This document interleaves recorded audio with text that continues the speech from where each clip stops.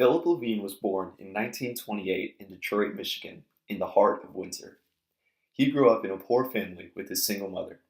From the age of 14, he worked small-time jobs, mostly in car manufacturing and scrapping. While other kids his age were infatuated with comic books, G.I. Joes, and baseball players, his heroes and idols were ordinary people whom he saw working hard and long hours to fend off poverty in the Great Depression and into the 1940s. Levine was concerned with the ruthless industrial assembly line system that was born out of blue-collar labor in Detroit. What made you the angriest? The conditions that are imposed upon the poor by the rich. During this time in his life, his poetry was mainly focused around giving a voice to the voiceless. I asked the poet Phillip Levine to join me. He once labored in the heat, grit, and noise of the assembly lines at the automobile plants of Detroit, where he discovered that his gift for verse could provide a voice for the voiceless. This caused him to write not just about workers' rights, but rather about the mentality of humankind, their personal stories, and how the labor system had impacted their social and day-to-day lives and attitudes. One critic described Phillip Levine as a large, ironic Whitman of the industrial heartland.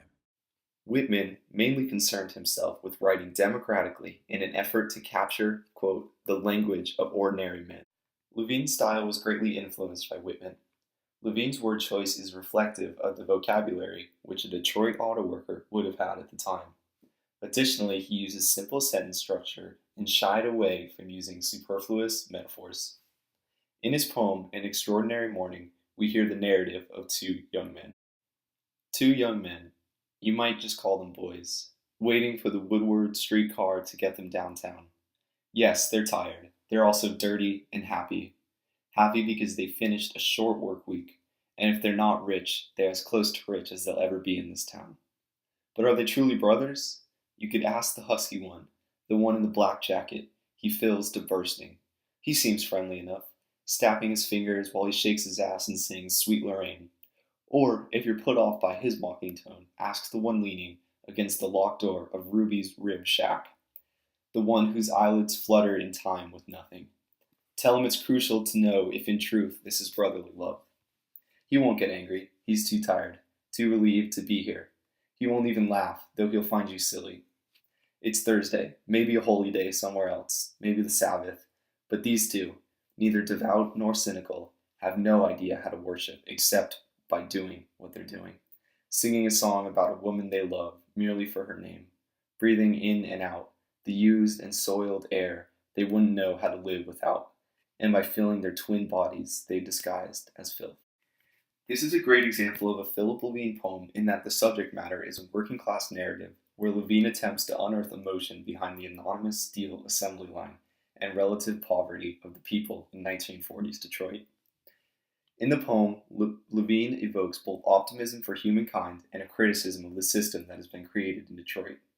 Levine writes that the two boys have no idea how to worship except by doing what they're doing, breathing soiled air they wouldn't know how to live without, all the while singing in bodies they disguised as filth.